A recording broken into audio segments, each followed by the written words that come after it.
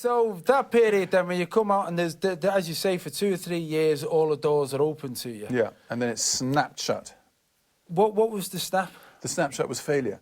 As soon as I made my best friend's wedding, everything I did was a success to start with, and then my first failure, which was the film I did with Madonna, which is called The Next Best Thing, it snapped shut from that minute onwards. That had an effect on her acting career as well. It knocked it on the head, thank God.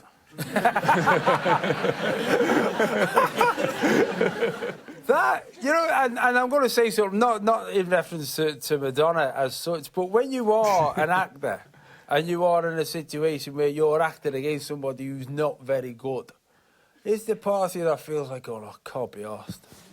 Do you bring down or can you bring someone up? Well, in that film, I wasn't very good either, to be honest. So the whole thing was just a disaster. But why that's another thing that I don't get sometimes. Well, I tell you, the reason for that is that the romantic comedy, which is one of the things that, you know, English people can get on in America, it's very difficult trying to marry American humour with an English voice. So Americans, you watch Friends and all those things, they have, it's a really slick, very funny type of comedy. But then you see it in quite a lot of English actors. You know, Hugh Grant does lots of films where there's mostly Americans and there's just him.